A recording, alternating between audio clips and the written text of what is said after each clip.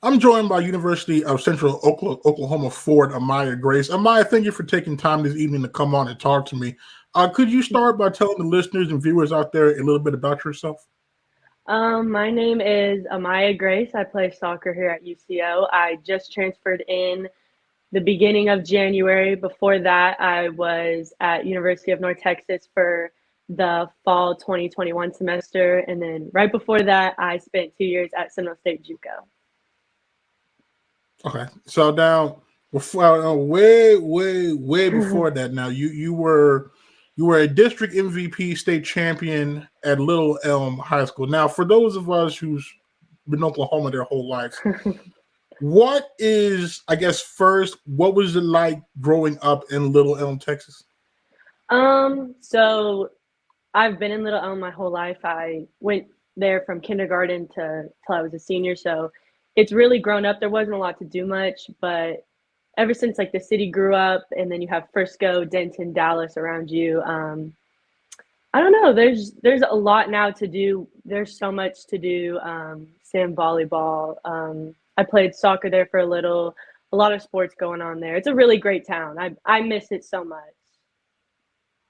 And so now, on the conversely, what is the, I guess, the high school soccer scene like in the state of Texas? So yeah. Oh, so in Texas, I would say obviously football comes first before high school soccer. Obviously, the 5A and 6A are really, like your top dogs is really a big deal rather than, your 4A, 3A, 2A.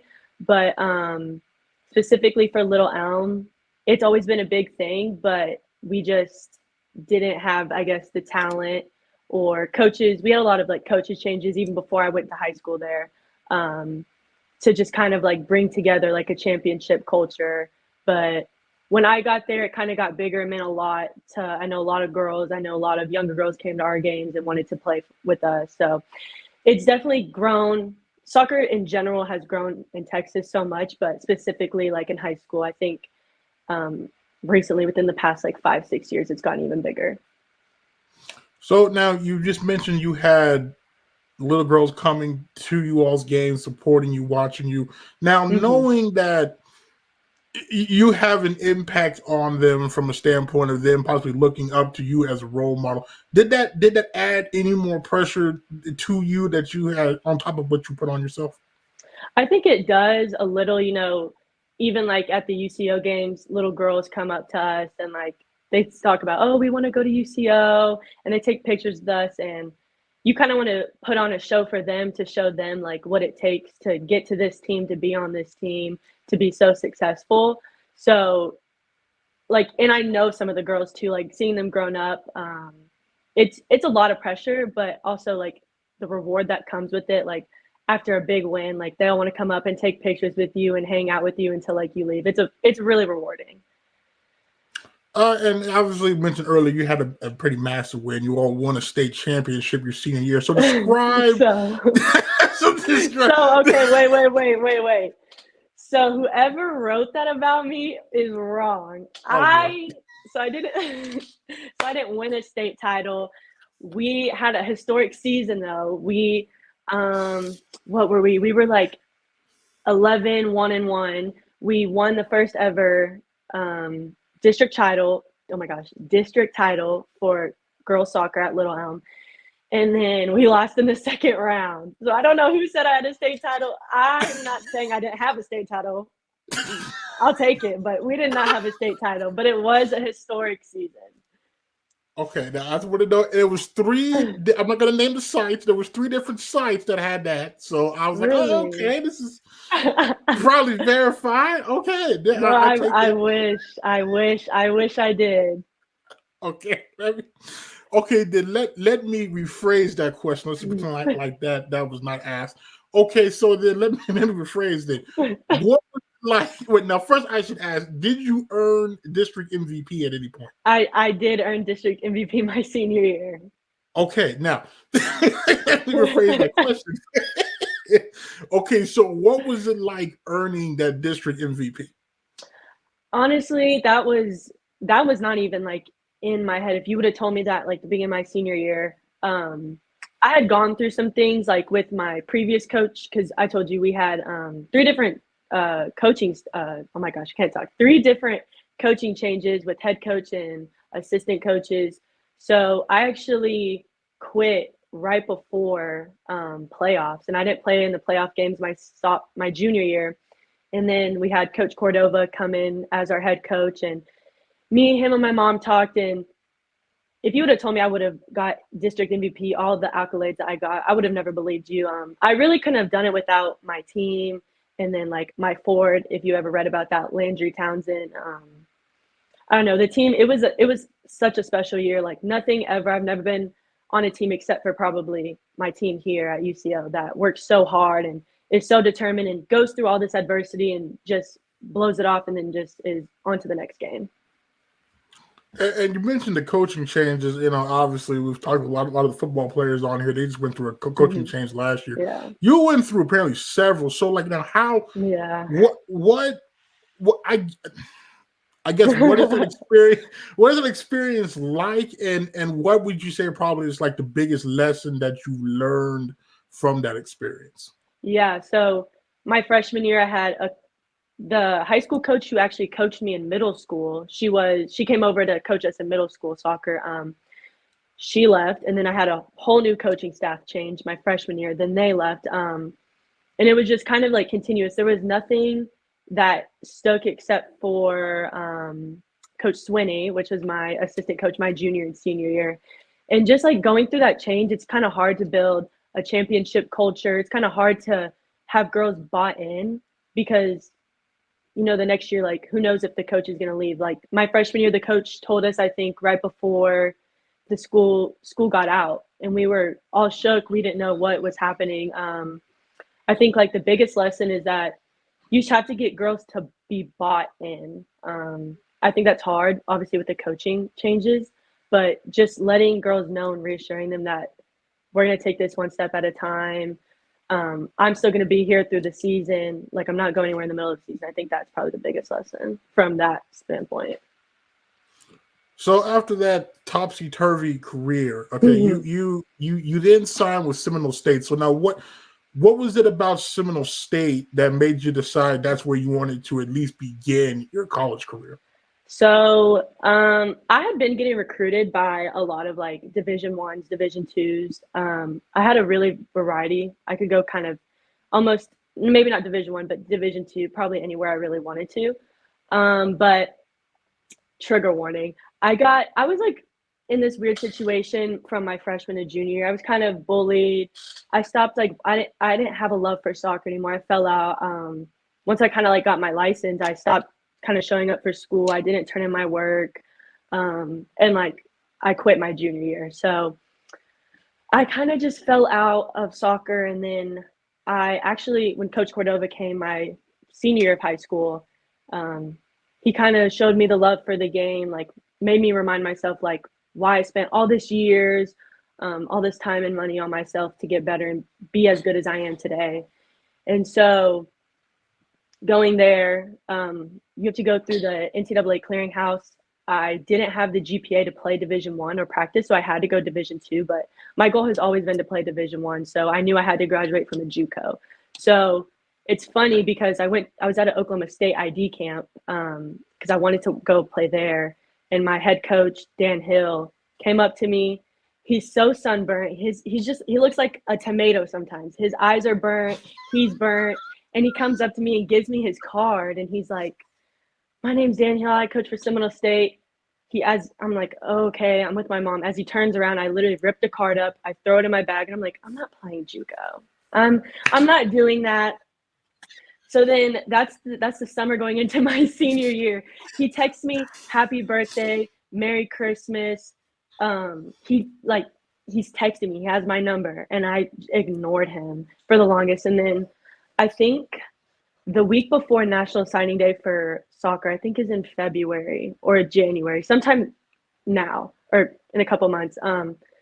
He saw me in Houston at a ECNL game, and he was like, "Do you like steak? Like, just come on a visit. I'll take you to Hibachi." And I said, "Well, you had me at Hibachi. Let's go on a visit." So I take my dad all the way up to Seminole from Little Elm. and we go to hibachi, and the bill's like probably $90. It's all 4 of us. And I was just like, I met the girls, and like he told me, like, he's not in a rebuild. He wants to win.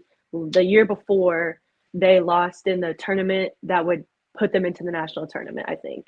And I was like, well, okay, this is the only coach that wants me right now, JUCO wise. Like, the way how he recruited me was the best I've been recruited probably. So I was like, you know what? Like, I'll take a chance. And obviously, like, my career at Seminole was amazing. I mean, do we have to tear the card off? I had to. Okay. Why did you have to tear the card, though? You could have just put the card away and never used it. Why'd you have to feel the need to tear it up?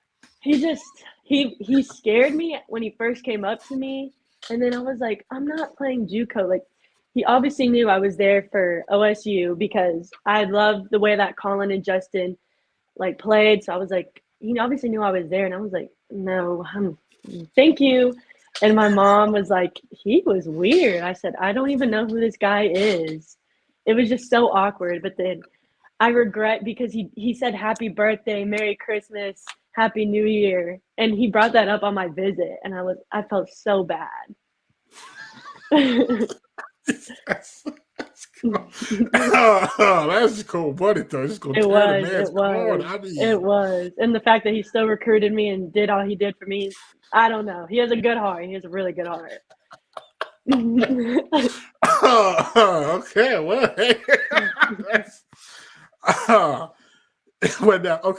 so obviously moving from Little Elm to Seminole, I'm gonna go on a limb and say that was a big adjustment. Not only are you in a different state, but like Seminole, I imagine is nowhere near as hopping as Little Elm. So what was that adjustment like? It was so hard at first because I'm in Little Elm. I'm in the Dallas Metro, like I'm in the Metroplex. I can go anywhere. Dallas is 40 minutes away. Fort Worth is maybe a little under an hour. Like, just going to a small town that didn't have a lot was such a huge adjustment. Can't go out to eat late at night. There's nothing to do. There's nothing to do in Seminole, but Seminole State. And I didn't know anybody when I came in. And I was super nervous on just making friends, if the girls would like me. I really didn't know how everything would go. But honestly, it was probably the best decision I ever made. You find stuff to do there eventually. You know, you're gonna get bored. You're gonna go to Shawnee. You're gonna go to the city. You're gonna go back roading. You're gonna go hang out with other sports. So it was a really big adjustment. But honestly, I wouldn't trade it for anything else. And now, because I've gotten this from baseball, from football players, but from a soccer player standpoint, what is that JUCO experience like? Oh, we were in the boonies. No one knows this. So like when I tell people, like especially when it was at like North Texas, like, and it happens everywhere. It's not just North Texas, even here, like just complaining. I'm like, at Seminole, I didn't have a soccer field. We went to a park where a girl actually tore her ACL the first day we were out there. We drove all the way to Ada to use ECU's field. So that's 40 minutes. That's just a 40-minute drive there. And then we have to go when ECU's not practicing. Or we would go to Shawnee to the club fields, which were terrible. And girls got hurt, rolled our ankles. There was dust. Like, we didn't have a soccer field. There was no weight room. We had this thing called the Wellness Center, but it's not like the one at UCO. Like, there's only a certain amount of like racks, weights, treadmills. And then if it rains, right, we can't go outside. So we have to wait for basketball or volleyball to get out of the gym because it's their season as well, to either practice in there or we go train at the Wellness Center, but it's on a certain time because that's open to the public. So just like when people complain or anything, I'm like, I had no soccer field. The food wasn't the best. I'm the pickiest eater in the world. So I was probably in my room with like a skillet that I'm not supposed to have and a hot plate. I'm probably cooking something in my room. It's probably stinking up the whole dorm. Like, I'm just like, be grateful because I was in the boonies at JUCO in Seminole. It was so bad.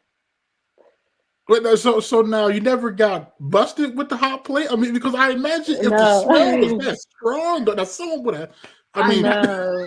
Well, luckily, like I was at the corners of each because we had like apartment style dorms. So I was at the corner of like each dorm at the 2 years I was there, and the RAs would stay in the middle. And then if we had like room checks, shove it under something.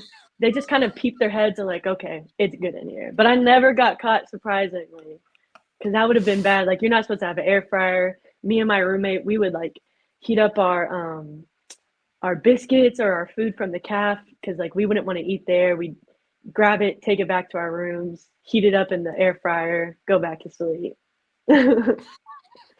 now, dare I ask why you didn't want to eat it in the cafe?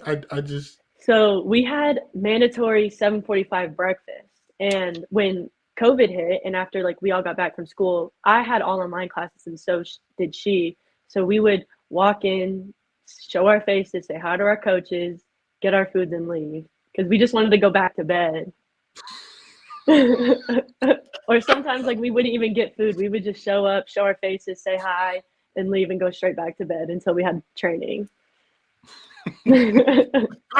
now, I will say, as someone that was a community college student at Rose State, the food. Oh yeah, gosh, the food. Rose State, that's our rival. That's our rival. I do not like Rose State. Don't say that to me. That's fighting words. That's our rivals. I do not like them at all. It's a nice campus, though. It's a nice campus, though. I will say I am jealous, but I do not like Rose State. Because I don't know if you know Avery on our team, Avery Holland. She actually went to Rose State, and I have no recollection of playing her. And when I came here, she was like, "You look so familiar," and I was like, "Well, you don't. You never go to JUCO." And so, like, when I got here, like we talked about, I was like, "You went to Rose." Yeah, I don't know if we can be friends, but now like she's my best friend in the world. Like it's just crazy how like we hated each other, obviously, when we went to Rose. When she went to Rose and I went to Seminole, but now like that's my best friend. I'm not gonna lie. I had no clue that was the rival. I'm just gonna be honest with you, because like, and it's sad because I worked in the student paper. I was the sports editor. You think I would know that? Yeah. I had no clue that. Well, okay. Did they have soccer there when you were there? Yeah, we had soccer. They just played like during the day, during the week when no one could cover the games. Yeah, no. We played, I think on Sundays we played at 12, and then I forget what weekday we played, but we played at like 1 or 2. So like they always had their baseball team come, so we had to bring our baseball team and our softball team to come. They had to show them out. We couldn't go down bad like that. Especially it being such a close game, like we had to have someone there. Now, out of curiosity, so what was your record against Rose State? So, okay, so my freshman year, we tied them the first game. It was like 109 degrees. We played double overtime. We tied them, and then I beat them twice that year, and then we beat them 2 times my sophomore year. I don't think we played them 3 times my sophomore year because of COVID. So I'm up on them. I never lost to them. That's one thing I can say. I never lost to Rose State. That's the good thing. Oh man, that's it's tough. I know. I can never lose to Rose State. I lose to anyone else besides Rose. I'm a poor Raiders. Oh, brutal. I know. Yeah, well, now, so now you mentioned all the hardship, struggle, however you want to call it, that you had. So, like at any point during that, did you question whether or not it was all worth it? Oh, for sure.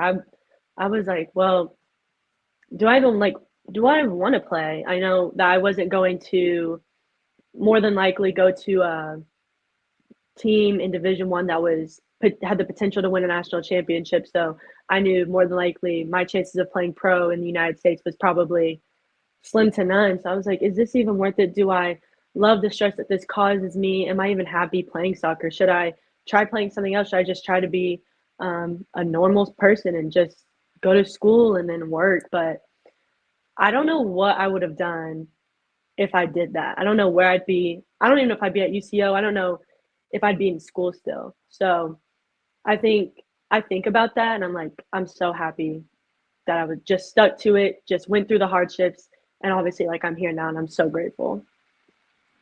So your first year, now according to my research, I'm questioning now, but you started 22 of the 24 matches you played in. Yeah. You were all region Mhm. second team.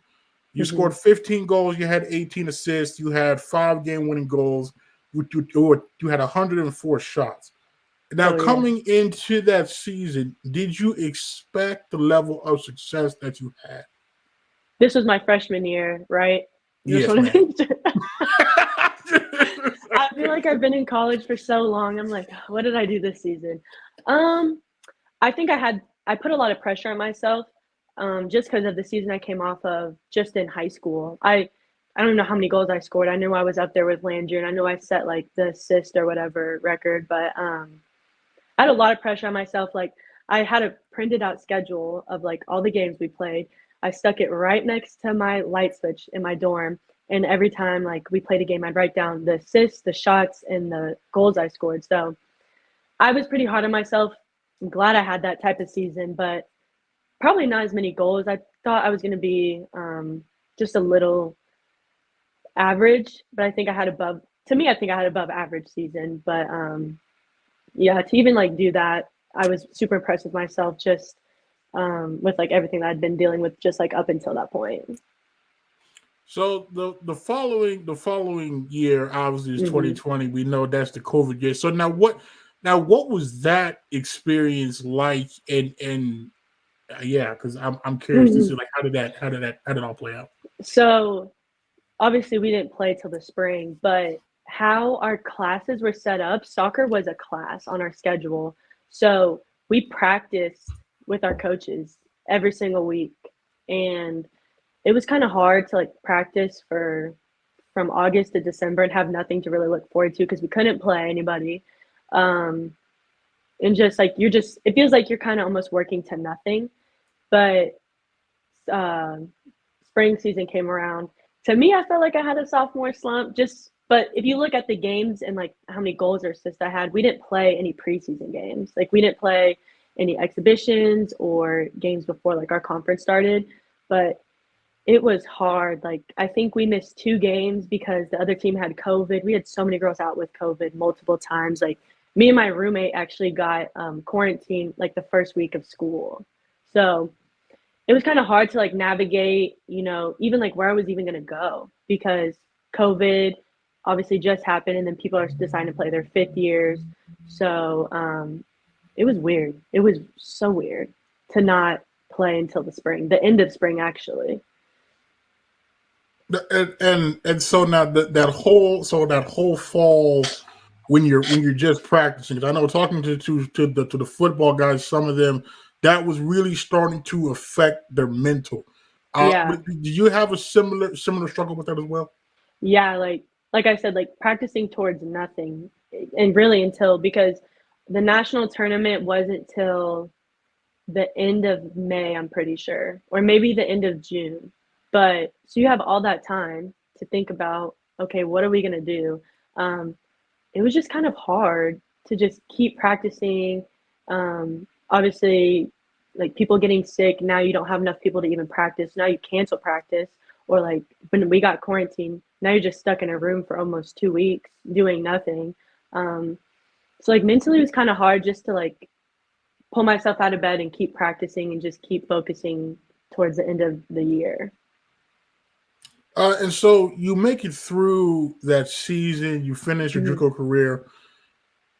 Hoping these stats are right. That's right. 37 That's right. starts in 40 games, 21 goals, 29 assists. So when you look back at a legitimate experience that you had there at Yeah. Seminole, what kind of sticks out to you the most about your time there?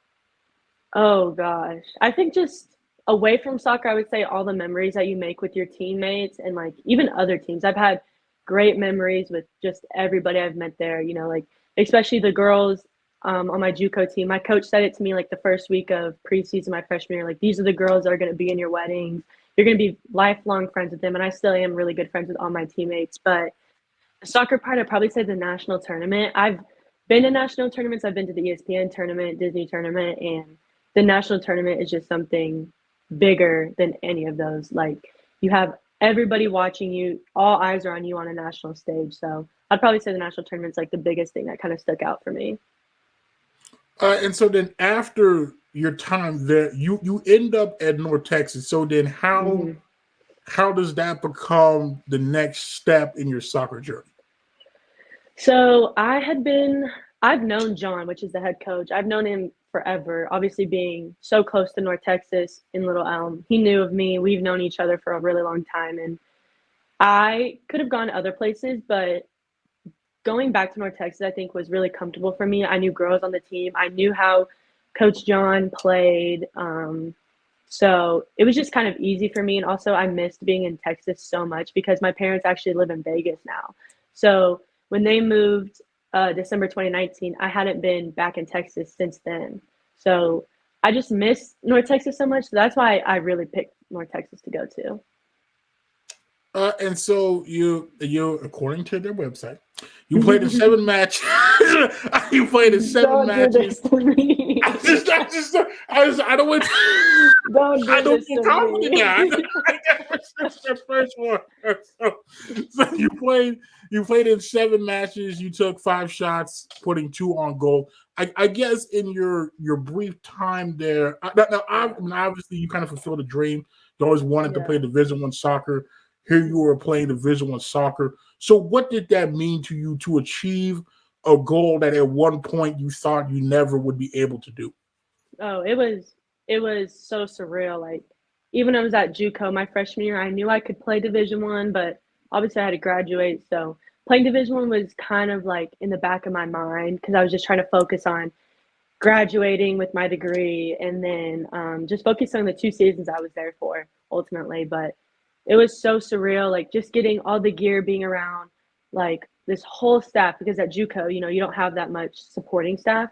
So when I got there, like everybody welcomed me with open arms. It was so amazing. So then what led you to decide to move on from North Texas after that lone season? Yeah, so it was ultimately, I wasn't happy being there. I had, like I said, an amazing support staff. My strength coaches, Becca, was amazing. Like, that's a perfect person to look up to. And then I had a great nutritionist help me with, like, getting on a meal plan because I wasn't eating enough.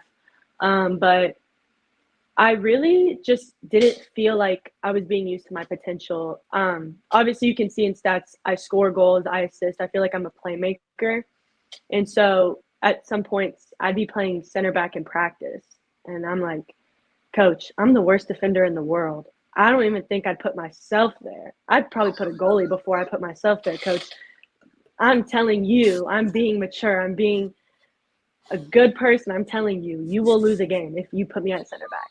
I've never played center back in my life. And I'd practice there. I'd be at outside back. I played holding mid. And I'm like, Coach, what are you doing? And then they just throw me at forward. And I was like, okay, let me try to make something out of obviously I didn't play that many minutes, obviously. But I was like, let me just try to make something out of this. And then I just didn't feel like I was being used to my potential. And I wanted to go somewhere where I would like put my mark on something, like make a name for myself, whether that be at North Texas, Seminole, UCO, wherever that meant. But I just didn't feel like I was being used the right way. So I decided to leave. But I'm so grateful for John, Alexis, Dylan, everybody who recruited me from there to even give me the opportunity to even step foot on campus. So now when you were looking for your next home, I guess now, so aside from wanting to be used in a more prominent role, like what else were you looking for in a potential school? Honestly, I had no idea.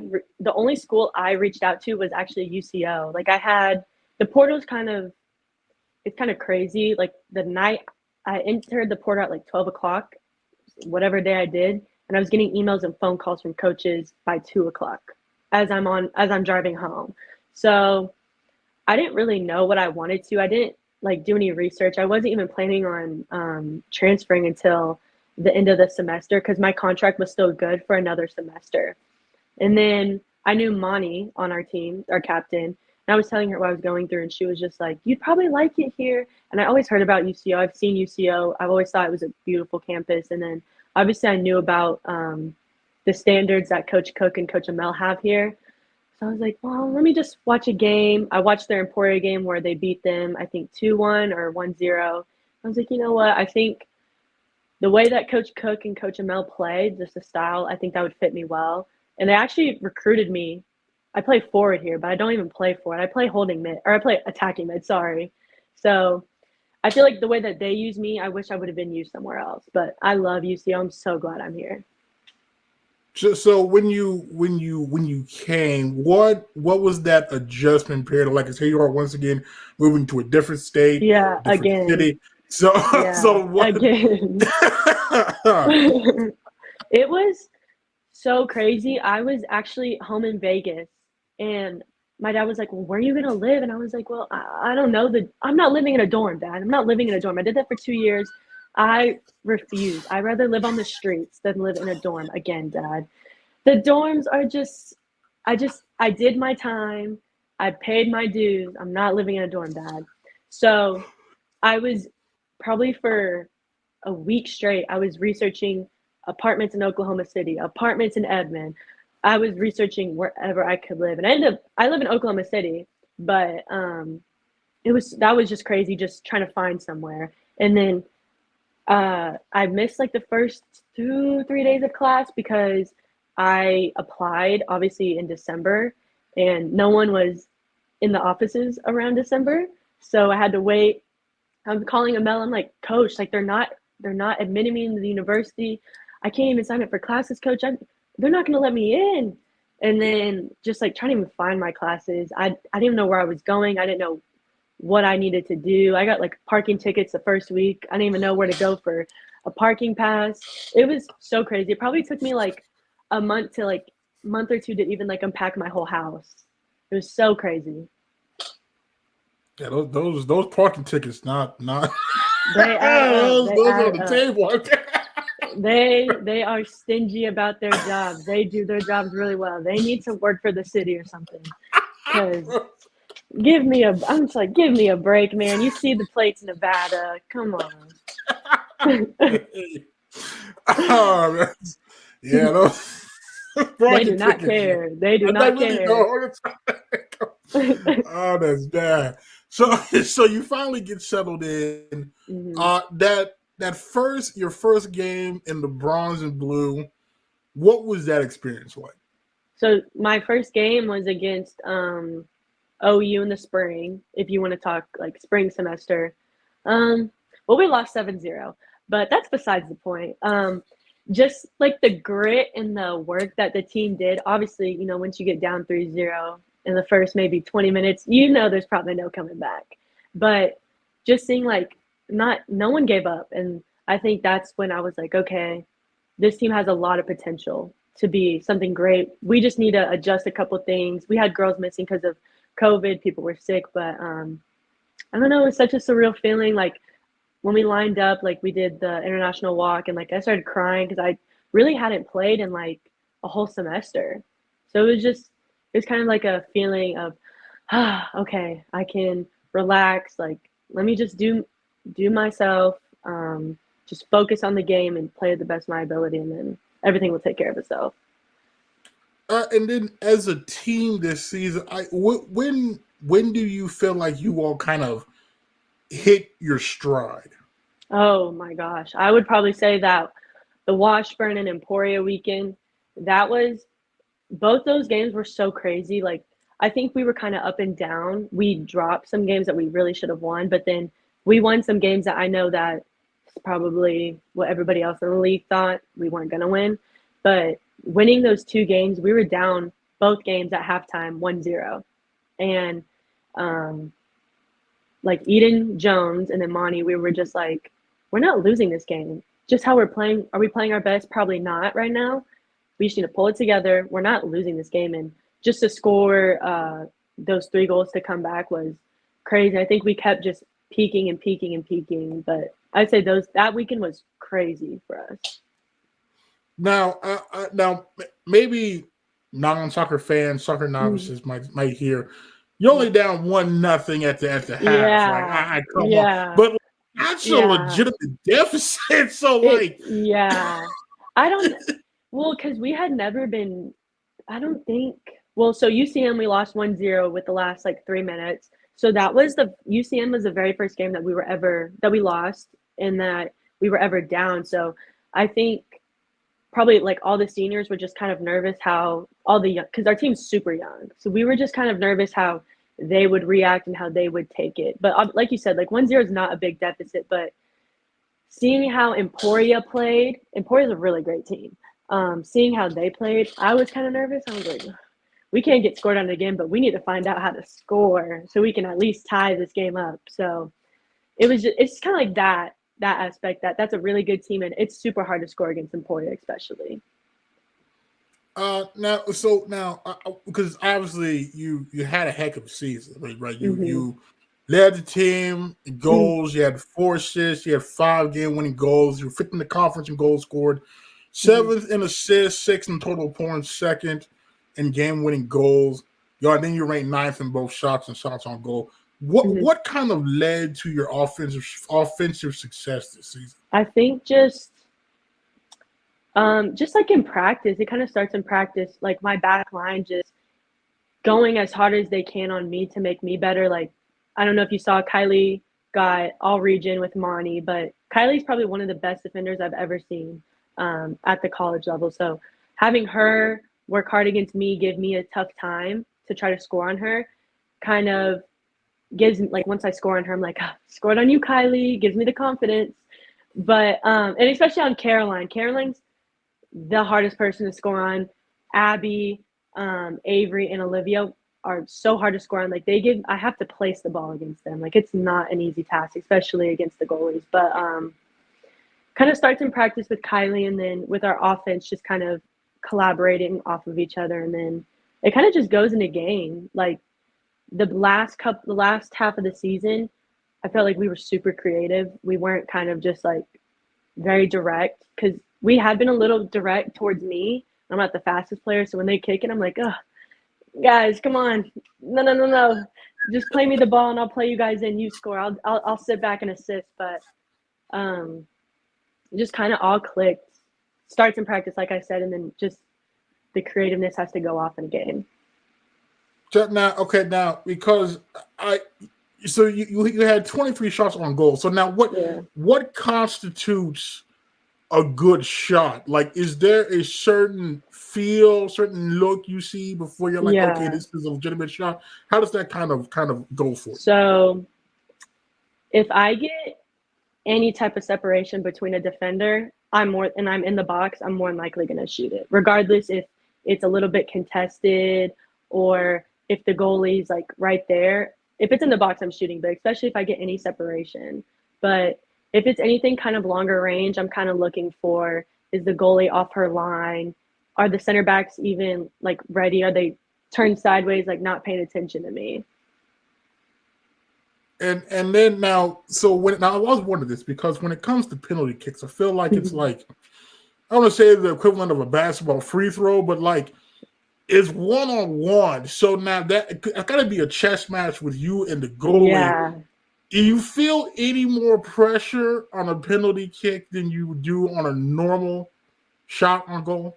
Oh, definitely. But I like to go first. Any penalty kick, if it's at the end of the game or if it's the only penalty kick during the play of the game, I'd rather go first. I'd rather just take it. But it literally all comes down to confidence. If you're confident in where you're going to go and how you're going to place and how hard, then in my opinion, you're more likely going to make it, unless the goalie makes a really good save and she gets lucky. But it's meant for the player, in my opinion. But you just have to be confident. But it is really stressful to me.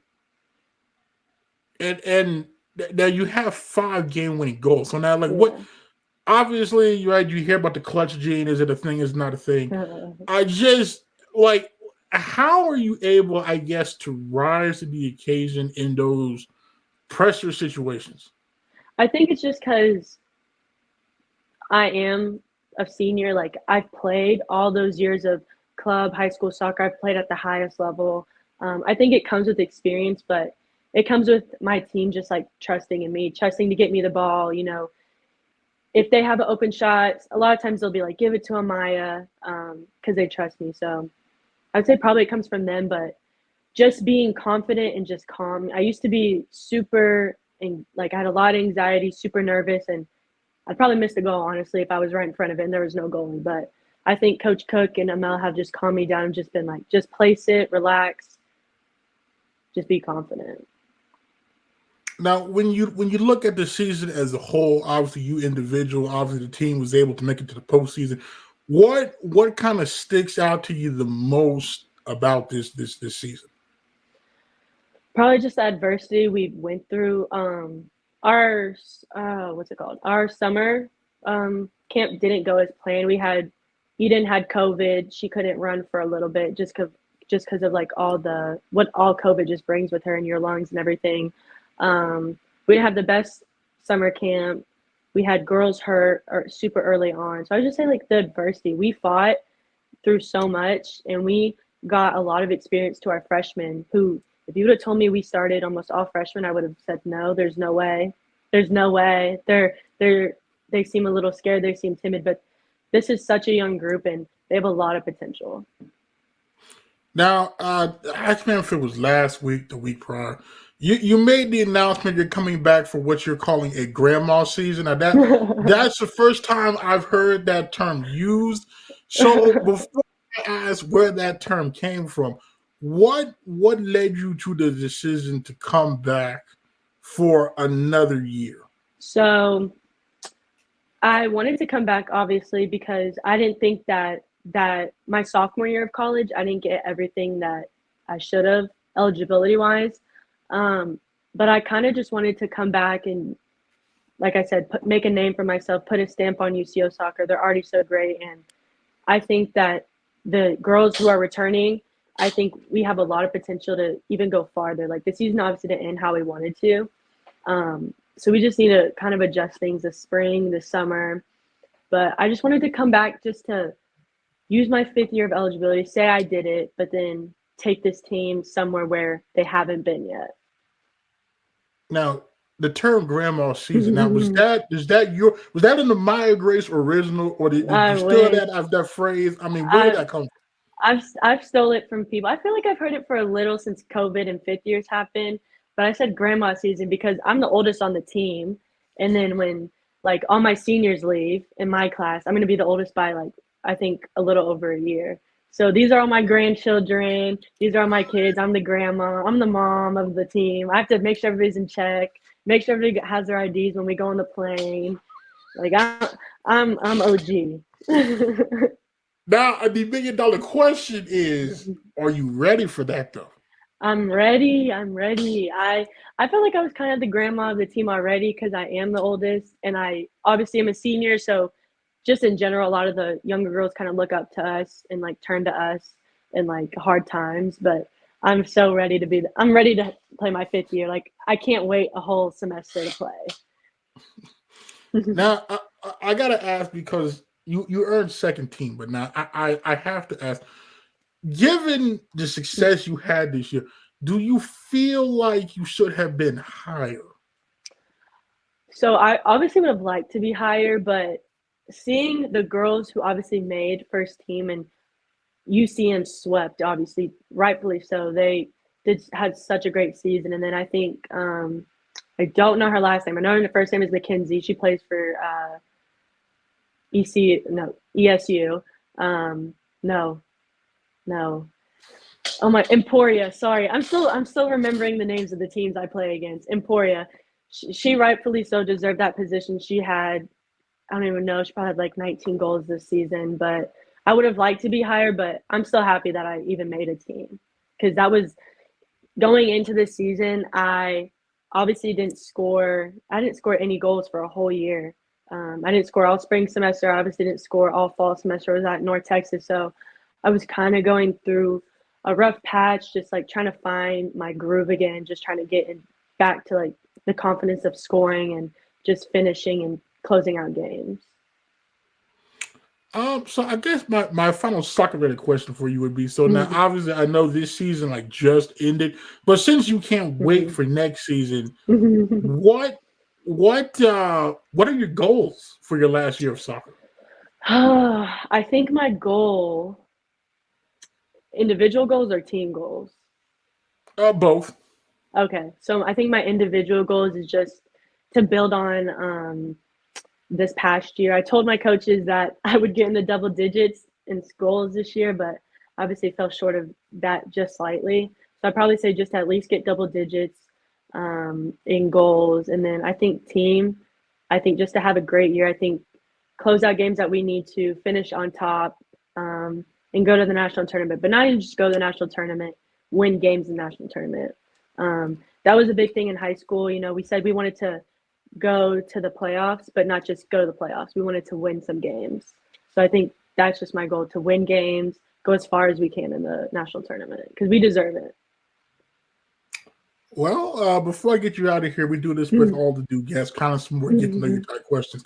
Now, I normally ask this question, but I know the answer to it before I ask, but I just okay. So correct me if I'm wrong, but you are both a Dallas Cowboys and a Kansas City Chiefs fan. Now, I'm not I judging. am. I'm not judging. I'm just saying some might look at that and say Everybody there has must something be to an say. extreme case of bandwagoning going on because No, one could deduce no. you're from Texas, you can be a Cowboys fan, that's Yeah. fine. But then to be a Kansas City Chiefs Okay. fan, I know. that's looking kind of I know. suspect. Okay. I'm just I saying that. know. I know. So obviously I am from Texas. My parents told me if I was a boy, my name was going to be Dallas Aikman Emmett Grace. So I don't know if that's a blessing or if that was it's like general booty. I don't know if I could be mad at my parents or not. I don't know how to feel. So I'm glad I didn't get that name though. So I've obviously always been a Dallas Cowboys fan, but how I became a Chiefs fan was my senior year. I was working at this place called APEC in Fort Worth. I was getting ready in spring for my season at Seminole, and Patrick Mahomes works out there with Bob Stoops. He's the owner, and I'm putting my stuff in a cubby. I had known who he was. I watched him the season before, and I knew who he was at Texas Tech. But I was just like, oh, Chiefs are cool, whatever. Putting my stuff away in a cubby. This shadow comes over me, and I'm like, oh my gosh. I start sweating profusely, and I was like, oh my gosh, it's Patrick Mahomes. Oh my gosh, who is this man? I was starstruck, honestly. And then he was like, hi, how are you? I said, I'm good. And I walked away. And then I met his now wife. It was his girlfriend at the time. And then I saw his puppy. He's just, him and his wife are such nice people. And I was like, I can't hate this guy. So then, since I'd been following him the season before, I followed him. I think that next year, I think they won, it had been 2019 or when I went into my freshman year of Seminole, that Super Bowl, I think they won that year. I want to say they won that year. And I was like, well, great. And I like Tyreek Hill. I loved Honey Badger when he was at Texans and then when he was at LSU. So it just happened, honestly. My dad hates it so much. He hates it. My mom bought me a jersey for my 21st birthday. He was so mad. Cause like I have my Zeke jersey from like 2016. It's all messed up. I don't wear it. Ugh.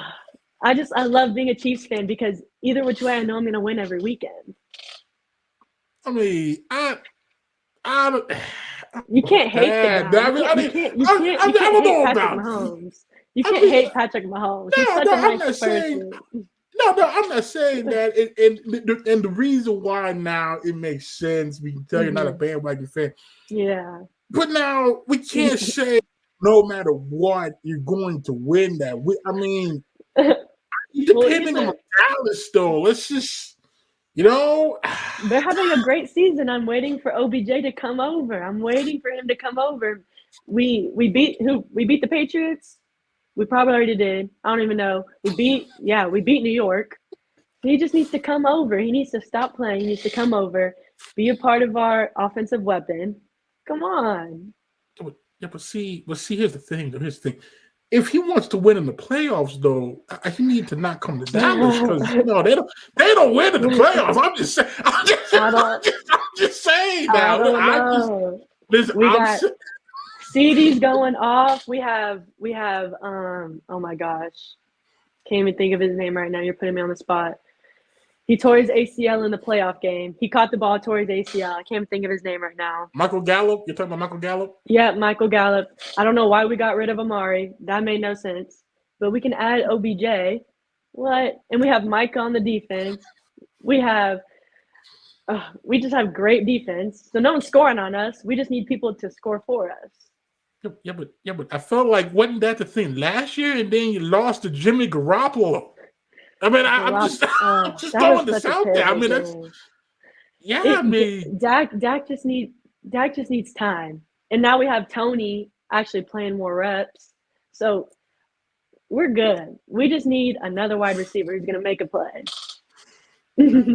Okay, okay. Now I know. I had Kellen Culberson on here. He's a big Cowboys homer. All right, he assured me they're going all the way this year. Now, I told him he might not want to bet on that, but I say we'll go to we're in the NFC, right? Yeah. Yes. Right. Yeah. I say we beat Jalen. I see we barely beat Jalen. We beat him, but barely. Hopefully, they have a lot of injuries that game. Wait a minute. So you have no confidence in Dallas beating them at full strength? Is that what we're saying? I don't know. I want to see. I don't even know. I want to see Chiefs and Cowboys in the same game. So then I win no matter what. No. Because you would have to be pulling for somebody, though. Like, you couldn't just go in there and say, whoever wins, yay. No, you got to choose somebody. The Chiefs, I want them to win, but if Dallas wins, I'll throw on my Zeke jersey. Proud Cowboys fan. We them boys. That's what I would say. I feel like you couldn't do that. It has to. That's how it has to be. Now, I will say, as a Pittsburgh Steelers fan, no, I have a slight grudge with the Kansas City Chiefs because Patrick Mahomes should be wearing the black and gold, and then they jump like 80s. It hurts Steelers fans dearly because that's you don't miss Juju, you don't miss Big Ben. I mean, I do, but it was like he was going to be the successor, and then we don't have to see the Ben Roethlisberger that we did last year, who struggled to throw 10-yard slants. I mean, it just. It like derailed the whole plan. Like the plan was there. You even had Chase Claypool. You had Chase. You could have just give it to Chase. You got the Steelers. Oh gosh.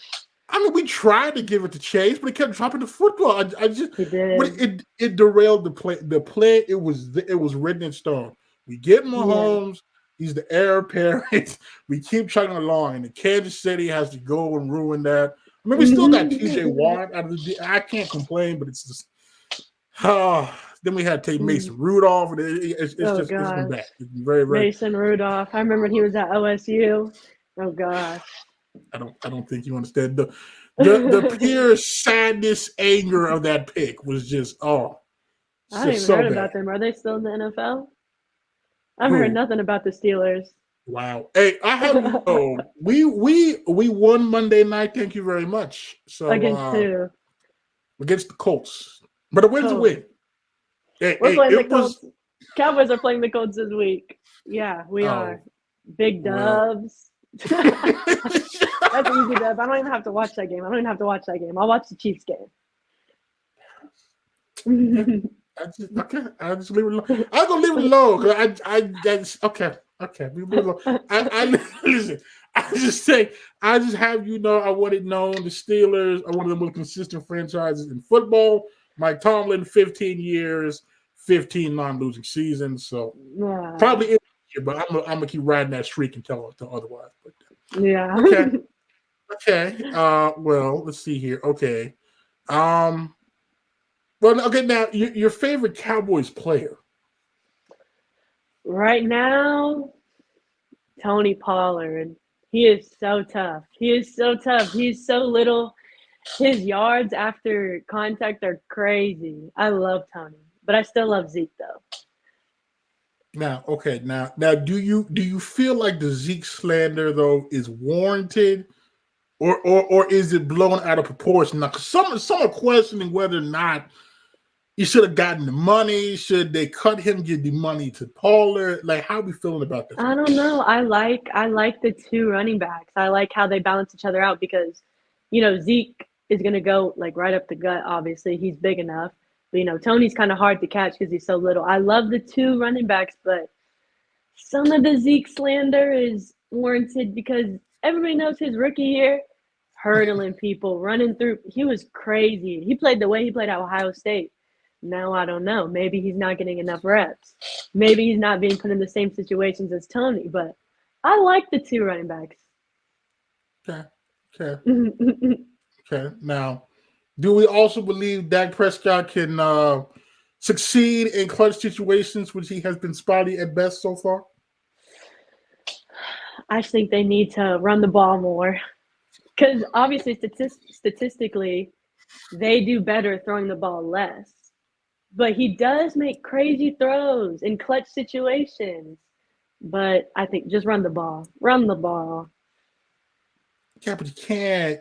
See, but they paid the man a lot of money to throw the ball. They can't just... And he's a franchise player. I think he's a great quarterback. I think he needs better O-linemen to give him more time in the pocket. And if he needs to escape, he can escape. But that makes me nervous because of his ankle.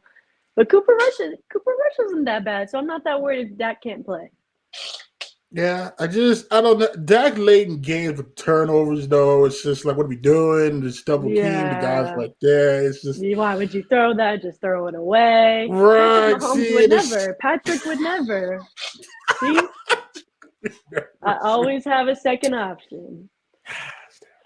Yeah, it's just that your second option happens to be one of the. Okay, all right. We'll leave that alone. Yeah. You can leave that alone. Okay, we got that cleared away. Okay.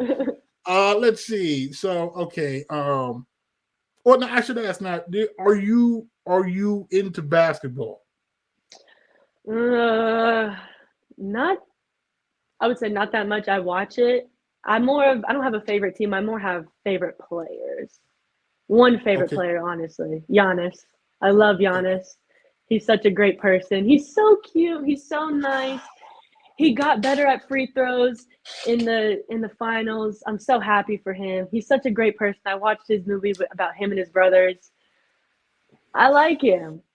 Listen, I have nothing against the man, but see, as a Brooklyn Nets fan, it just pains me.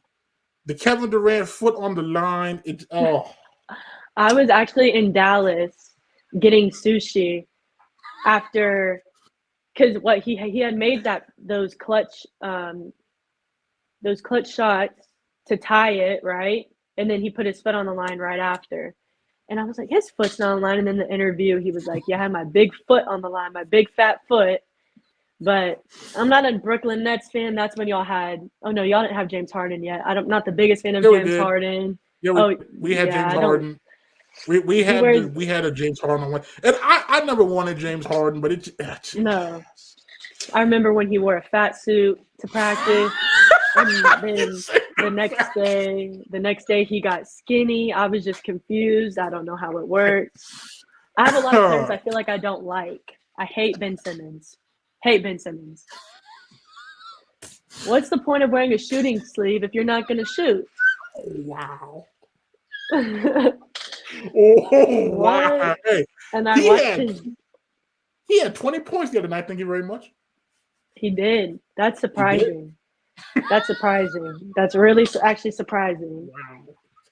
That's surprising. But he doesn't shoot the ball. I bet you were they free throws?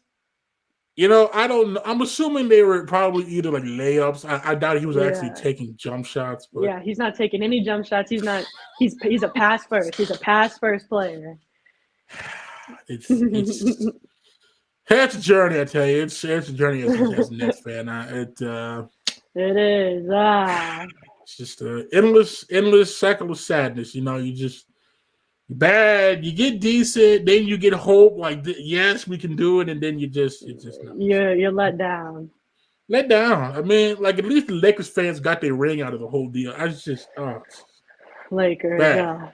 Very, very bad. Okay, let's see. Your favorite hobby outside of soccer? Oh, I love playing sand volleyball. That's all I did for the past 4 years when I lived in Texas. My last 4 years there. Or I love to shop, which is not a good habit, but it's a habit. And then I love to paint. I'm not a great artist, but I love to paint. I have like 3 canvases in my closet. I drew like SpongeBob on one of them. It was so good. Now, how long did it take to perfect the SpongeBob? Oh, I did it in like a night. I was so bored when I was in North Texas, like in downtime because we only could work out so many hours during the summer before like our coaches could actually see us. So it probably took me like probably 4 hours. But it's a great painting. It's so it from the naked eye far away, it looks really good. But close up, you see all the mistakes I made. It looks really good. Okay. Let's see. Okay, now you mentioned you like shopping. Dare I ask what the go-to store is? Oh gosh. Obviously makeup. I love makeup, so Sephora and Ulta, but probably I could spend all day in there. Probably PacSun, Nike. Oh God, what else is in this mall? I forget. I love H&M. I feel like they have great dupes for everything. My aunt told me it was like something they would take like stuff off the runway and make it affordable. So that's why I shop there too. I don't know. There's not that many stores here in Oklahoma, but I'll spend so much money if I see any shoes that I want. That's my worst habit. I have too many shoes. I have too many pairs of clothes. I have so much clothes. I need to throw it away. Okay, now with the shoes, now what is the favorite pair that you currently have? My favorite pair, my off-white 4s. My favorite pair. I got them for graduation when I graduated JUCO. My favorite pair of shoes in the world. They're dirty. They're beat, but I'll wear them to the death. Okay. Yeah, before I move on, you mentioned Sephora. My aunt drags me in there every time. It's so great. They have stuff for men. They have stuff for women. They have cologne. They have body wash. They have it's not great. It's not great. I'd spend all day in there. It's such a bad habit. I literally need my parents to cut my card in half. I would spend all day. I'd spend all day in there. So bad. So bad. So bad. Okay. Let's see. Okay, your favorite TV show. Oh gosh. What TV shows do I watch? I gotta think about this. Oh, I love Impractical Jokers. That is my favorite show in the world. I mean, yeah, that's a TV show. I don't know if you've ever seen it. And then I've probably watched The Office like 4 times already. Okay. Mm-hmm. Let's see. Pretty basic. Okay.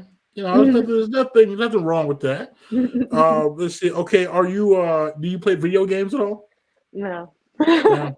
Okay, wait. I have an iPad because our coach takes our phones on every away trip. So I have to keep myself entertained somehow. I love Minecraft, so I guess that's a video game. I love Minecraft. My teammates think it's so dumb, but I love to build. I have Madden on my phone or my iPad, and I love to play Uno on my phone. Okay. I will say the mobile version of Uno is pretty fun. Okay. It is. You can stack on. It's so great. I love it. I'll give you that. Okay. Let's see. Your favorite musical artist? Oh, I have so many.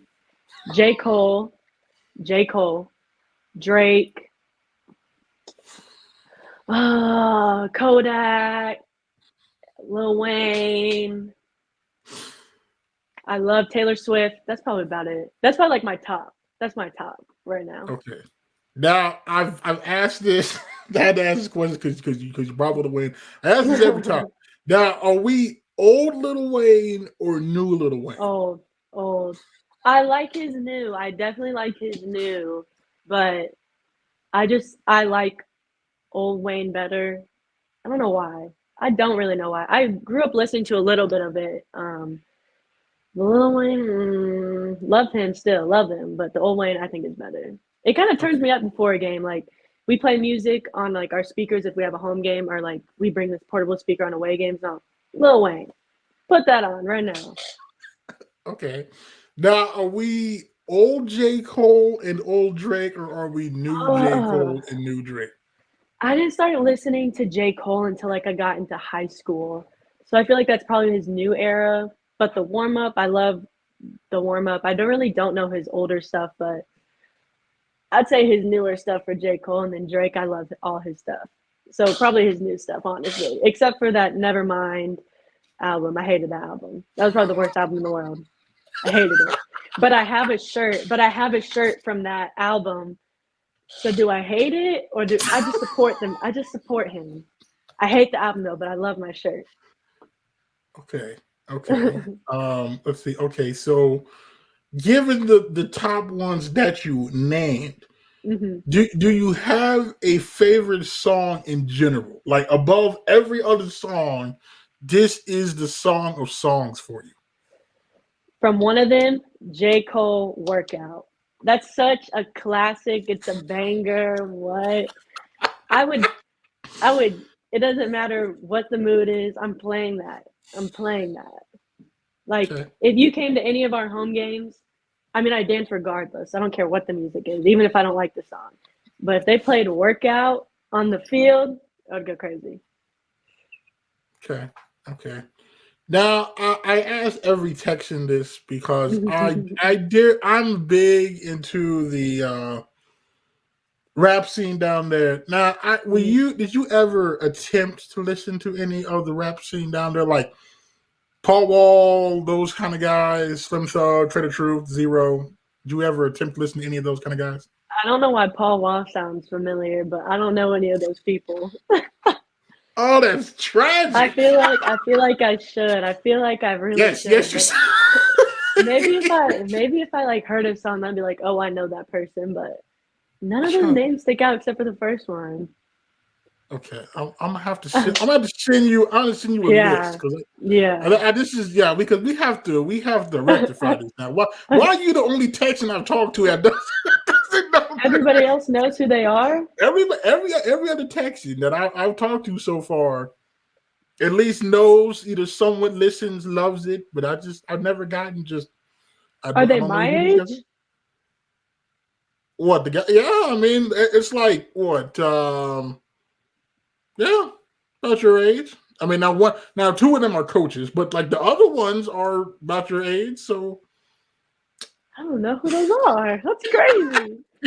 I thought you were gonna say like Mo 3. I don't even know who you're gonna say, but Paul Watson. I don't know why that name sounds familiar. Paul, I'm trying to think what. I don't even know. I'm trying to think of what mainstream song. Because it's been so. I'll send you a list. Okay. Texas rappers. Just my soul is hurting. I'm hurting already because first. I'm a Chiefs fan. Chiefs fan. Then Rose State's arrival. That's just Giannis fan. It's just worse. Okay. Let's see. Okay, your favorite food. Steak. Oh my gosh. I could have steak every single day of the week. I would not care. I would never get burnt out of it. I love steak so much. Okay, now is it rare, medium rare, or well done? Medium. Rare it's still alive. Medium well. Anything past medium is burnt. I would never eat that. My mom likes it rare, and I'm like, Mom, it's mooing. Mom, it's alive. It's still alive. Me and my dad hate that. It's so nasty. That should be illegal. They deserve jail for that. That's so nasty. Wow. That can't be healthy. That can't be healthy. I mean, that's like like putting the steak on the grill, searing each side and then handing it to them, saying, "Here, eat this live cow." Oh boy, okay. See, I get criticized because I personally like my steaks well done. I just do. I don't know. It's something about like not fully cooked meat that just scares me. Maybe So if it was like a ribeye. Maybe if it was a ribeye, but a sirloin well done, I don't know. It might be a little dry. You might need some A1. You might need something. I don't know. See, I'm not a steak connoisseur. I get it like Okay. at most I'll get a steak once a year. So Oh gosh. yeah, not No. You're just like, oh no, what are you doing? What? Yeah, I don't know how you survive. I have to have steak at least once a week, or I'm not okay. Going through withdrawals, that's bad. It's probably terrible for my body, but at least if I die, I'm gonna die happy and healthy. I mean, you work it off, right? You know, I have to, but I'm pretty sure you're only supposed to have like red meat once a month, but I surpassed that very bad. I mean, you know what's the saying? What doesn't kill you makes you stronger. Has to. The protein has to go somewhere. Protein has to go somewhere. I don't know where it goes, but no one's knocking me off the ball, so I just need to stick to it. That's great. I see. Do you have any pregame routines or rituals that you normally do?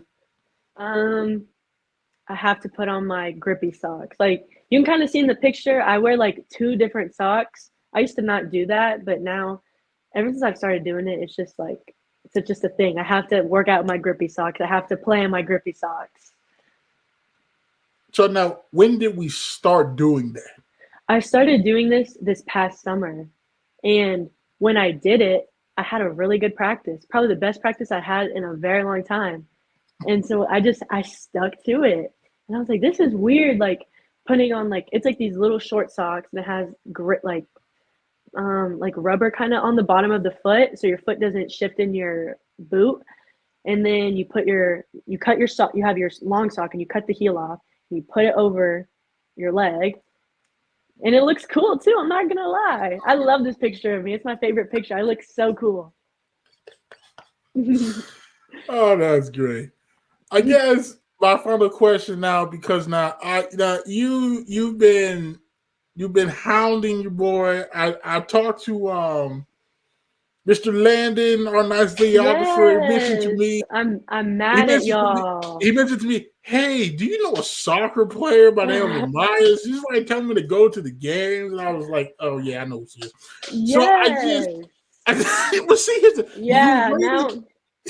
So you waited until there was like 2 home games left to then decide that you wanted to apply the pressure for us to come. And it's just like, well, at that point, I mean, the options were slim to none. No, and then one day I'm going to go, I get allergies out the wazoo. So I was just like, that was our senior day, right? That was your senior day. I had planned to go. Good thing you didn't come. Good thing you didn't come. We lost that game. Don't come. I lost my line. But I was going to go, and then at first I was like, okay, it's raining. I'm probably not going to go. Then it stopped. Mm-hmm. Then I'm like, all right, I can go. And then I was like, sinuses said, do not go. So I did not go. I'm so mad because it's Landon, and who's the other guy that does the pictures and videos? Oh, what's his name? I can't think of him right now. But they're always at the football games, and all their pictures and videos look so nice. And I'm like, you guys, we beat Mankato unranked. We beat them when they were like number 5 or number 7. I should have told y'all to come. And then we had really good games. And then my bestie Gerald was taking our pictures. Oh, he only came to once or twice. Like, we didn't have that many pictures, and I wanted everybody to come. We needed to pack the stands. Listen, I need you to cut Gerald a break, though. Gerald, I love Gerald. He's so cute. His pictures are so great, but I hate every single time he goes to OU and he doesn't come to our games. Listen, Gerald, Gerald, Gerald has to do what he has to do. Okay, we can't just fault Gerald. He has to do what he has to do. No, because I love when Gerald takes my pictures. Because Gerald made me look good in all my pictures, and I'm like, Gerald, are you coming to our senior night? He goes, well, I said, no one's playing, Gerald, but us. You need to be at our game. And then he didn't come. No one came to our senior day. That's what I was so mad about. I was like, why did nobody take pictures of us on our senior day? And then I told Landon to come, and then I thought we were going to get home field advantage for the playoff game. We didn't get home field advantage, so I said, "Dang, that's upsetting. That's upsetting." So then there was no time, but I felt like everybody should have came before that. So now we have one spring game against ORU, and I don't care if we win or lose. I better see everybody that has a camera and their mamas and their friends and their friends' friends at that game.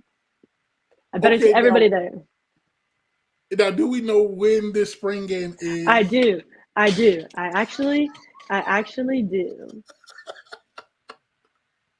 Okay. Let me see. Let me find it. It's against ORU, and where's this picture at? I'm about to get upset. Okay. It is March 4th. I don't know the time yet, but March 4th, everybody mark your calendars. It's free admission. If it's not free admission, I'll sneak you in. We'll get y'all right. Spring game. I want everybody, mamas, friends, everybody. Okay, I will make a note of that. I may note of that right now. And tomorrow I will touch base with Mr. Landon and see if he's available that day. Mm-hmm. I should be available that day. I'm thinking, I don't know. That's like 4 months out. So, I'll tell you this: the Cho Show will try to be there for that. Yeah, I definitely during game, after game interview, locker room post party. Everybody's invited. Everybody's got to come because Landon's pictures. What Landon and the other guy does is I love what they do, and I'm jealous. I'm very jealous. And now they're at basketball. Very jealous. I'm very jealous. Landon does fantastic work. I'm glad that we stumbled upon the fact that he does this, even though he withheld it from me for like 3 months. He's just a conversation. Oh yeah, I do some sport photography. It's like, oh, okay, cool. Can I see some of your stuff? And he pulls that out and it's like, Landon, you just going out on me, my man. So his stuff is so nice. It is. So okay, well, we'll figure that out because I do plan to make some soccer games this coming season. I got more time now, somewhat more time now. So we'll try. This Cho Show make a conscious effort to appear at some soccer games. Can't tell you how many, but we'll try just a couple works. Try to be at some. Because you all are really good and you've been good, and I just I remember at student paper you guys really good. So I need to got to do a better job now that I have more time because I used to work for the NBA. That was not great scheduling wise. So but we're good now. So okay. Well, okay. Well, you kind of already went ahead and gave your spiel. So well, I appreciate you taking the time this evening to come on and talk to us. Had an interesting conversation, to say the least. Despite many differences, you're more than welcome to come back on again. And wishing you the best of luck this off season and into your grandma's season of soccer. No, thank you for having me.